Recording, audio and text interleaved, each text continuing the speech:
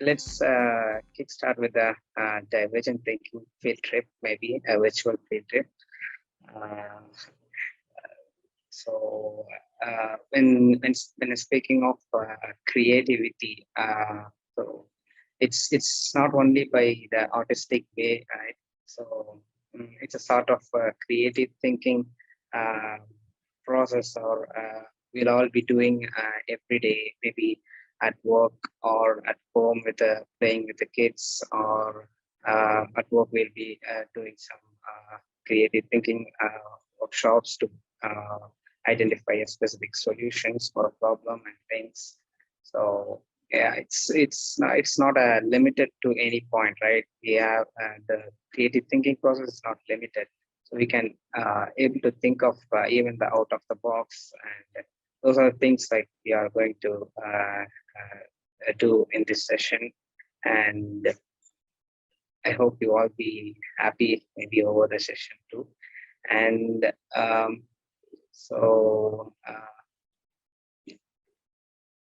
so that's why after thinking of creative thinking, that's why the boundless people and mind says like divergent thinking is also a creative idea thinking process, and by exploring it into many possibilities, like if you have some idea over one at one point of time, you can be able to explore it in a very different way, even in a number of ways that you can be explore. And just giving an example for this thinking process, I'll just start with the negative thing, which is a convergent thinking. It's not a negative, maybe an opposite to a divergent thinking. So in convergent thinking, what we'll be do in a math is basically it's a 5 plus 5. Like all people will know it's a kindergarten mathematics. So it's a 10, right? So 5 plus 5 would be like giving the answer 10, and everyone have the same answer for this kind of questions or additional solving problem. So when we think of divergent thinking, so it's a different from the convergent thinking, where we'll be having the answer and we'll be searching through a number of possible solutions for bringing out this solution for and by adding some numbers, maybe 5 plus 5 even works for it, and even 1 plus 9 works for it. And so this is what divergent thinking leads to, multiple ways of defining the solution to a particular problem. So, and just putting to the next step, like maybe even this x plus y gives you think more of it from the Alan in a Hangover movie. Might be maybe a fraction, or maybe even a division, or even a negative values we can think about to get an answer 10, right? So these are the process that we have to focus on while we do a divergent thinking process. We just need to think out of the box. So so if you all have some paper and pencil, make sure that you all have it on. We'll just think through an experiment which is done by IBM. So which is it's really a thinking process experiment, like how people can think differently by raising a question to a group of people. So the same thing we are going to do it here to know how we are think and how we have a solution for this and things. So let's get started with the activity 1 with the thinking process. Just take 2 minutes to draw a vase in a paper, and you can just show me on the camera, maybe. Just you can draw, maybe I'll join you too. Awesome. So let me also show you something that I have drawn in it. Maybe 2 minutes, like you can see that here. It's just the rats, the same view. So what they got, I'll just show the answer of what the other people think and what they had. in their mind after drawn this vase. So some samples from the a group of people. So which one is first one is we'll be having some of a round bowl. I didn't mention it round bowl, but the people have drawn the round bowl. Even the water is inside, and there's a bunch of flowers. And this one is a very we found like a modern approach thing. And here you see, so this one is very interesting. I have noticed after uh, 1 minute after staring at this, because you see the vase here and flowers here, and if after looking at this place, and I realized that it's the root of the flower, and it's made me think, wow, what the people are thinking, and allow this thinking process. And if you even see this thing, I just mentioned a vase, so the designer had designed just the vase and not the flower. And also this artist came up with some shadow here, so it's a kind of a different idea that they have put into the just drawing a vase, right? So this is the process. So maybe like designing a vase might be a common problem, or I mean common thing that that comes to mind everyone, a similar thing. And we need to do it in a multiple or a different way, right? So we'll just redefine the question by increasing the complexity to our designing process. And just think about like why we need it and what purpose it serves. Like if you think of a vase and why we need it in a house, or why we need it to serve, I mean, or why, what purpose it serves, and why people are buying a vase. So if you think about it and putting some complexity to it, we'll have something similar to like experiencing, right? So before getting into that, we'll just I mean, for getting into a session two of creative process, we'll just have some brainstorming, and so similar to strum in your head. Maybe if someone not like strumming, maybe before we'll just do a brain calm version of it, so that you can be able to think through the process that you have to do afterwards. We'll just get into the next session. Uh, uh, you'll be having it. So yeah, post this, like we'll do some modifications to the old problem. Like drawing a vase might be a similar problem, that similar thing that we all drawn. And so to make it as a different, like we just have to think about like why we need a vase, and why we need a vase with a flower in our home or office space. So by just thinking about that, like after changing the activity, we'll just change the activity from drawing a vase to someone who's enjoying a vase or a vase with a flower, right? So let's just draw an art for something that people experiencing a flower in a home or office. So maybe you can have a pen and pencil with you. I take 5 minutes to draw something that anyone who is interested, who's love to experience flower with a vase. Yeah. Okay. Then I'll just show you the samples that I got of people who drawn this. So in the first image, you see a flower drawn. So something that's interesting, right? Very technological. A drone with a flower vase and a kid or a guy who is enjoying it.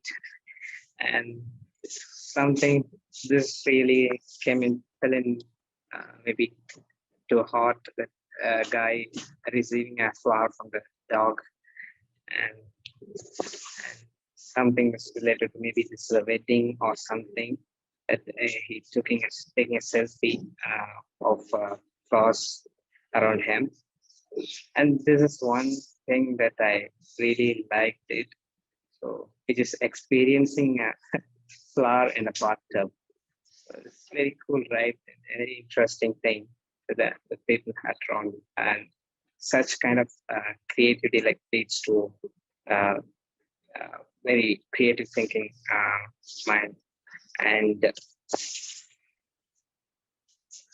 so, so what exactly which or everything comes to the means we have to think out of the box. So, so what can happen when we think out of the box is only way to catch creative ideas from there.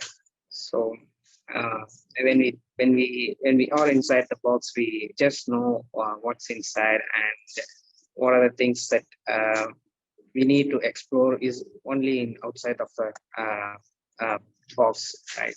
So you just need to get discomfortable with the comfortable. I think so. And back to the Divergent series, I just made some statement where uh, digging a deep into the problem by asking questions, which leads to new possibilities of a way of thinking. So, um, and so and also Einstein once said that imagination is more important than the knowledge, right? So then this is a great quote from the Albert Einstein. So maybe we have watched Game of Thrones, there'll be like if Einstein say that something like knowledge is important, I mean, imagination is important than knowledge, but not really say that like, knowledge is power and power is power. Maybe power is equal to work divided by elapsed time. Maybe, and we are going into the math now. We'll just get out of that, and what really we'll just figure out like what really a knowledge is. So when we think of knowledge, it's something that someone has invented or founded already, right? When we think of a knowledge, it's something that already been known by a creator or who bring the things to the world, right? So I'll just show you an example, like how this knowledge works and how it's different from the imagination thing. So when I was a kid, I was been playing this Super Mario game. You're seeing this, right? So this is a level 2 game. When I first finished this game, this level has only a 32 levels, and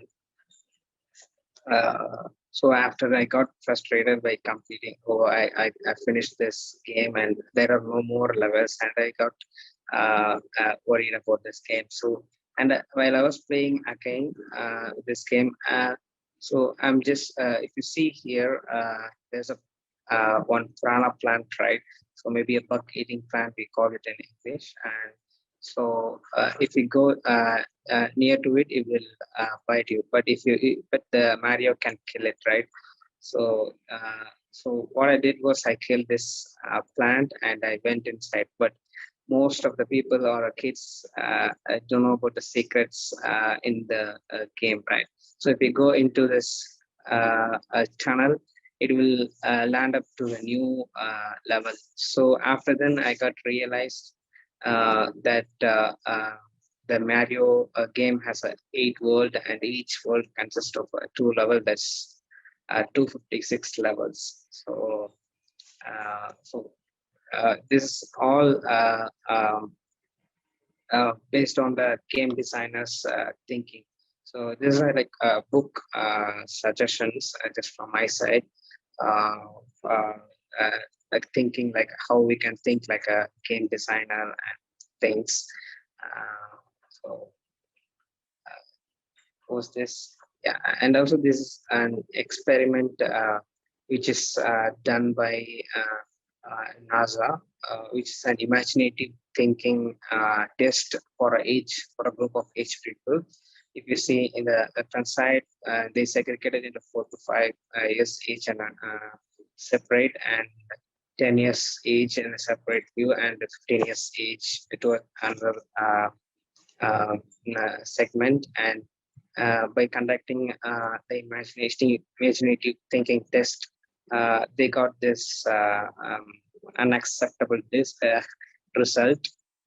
Under under 5 years old, kids are having 98% imaginative thinking, and 10 years, up to 10 years old people or kid has a 30 percentage of imaginative thinking, and 15 years old has only 20 percent of imaginative thinking. Of course, this test is around 20 to 30 years back. Maybe we all grew up and suspecting that that we are still at 98, maybe diplomatic or optimistic. um, so after this test run, and maybe the people who are got frustrated and closed this test around like 15 years back. So just going to another slide. So if you have to think out of the box, you just have to ask a kid about, or explain the problem or something. But every problem, a kid has no solution, but they can give you a way. Like if you ask a kid some question, if you tell some story to a kid, they will be asking all of the class questions that are unrelated to the story that you told, right? So why I say to ask a kid, in some point we all be agreeing on a solutions that we don't want to move further with the complex questions, right? And for that, they'll be uncover all the maybe uncover the questions that we neglected, right? So some of the questions, just a minute, and I'll just list down like what are the ways that you have to think outside the box.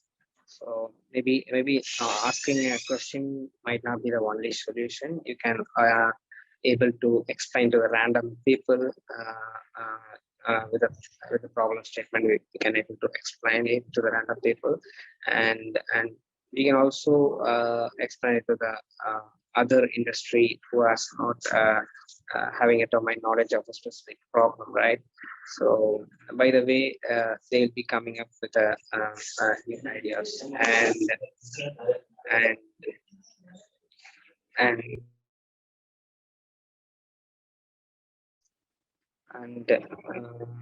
and also writing down maybe leads to leads to uncover all the questions or all the problem that we have faced. Um, so, and finally, this is one thing that we have to remember, like an infinite number of possible solutions always better than the finite number of solutions, right? So this is where the divergent thinking comes in, right? So and it, thank you, and this is a bit of short meeting for about divergent thinking. And thank you. If you want to get in touch with me, I can get onto the Instagram page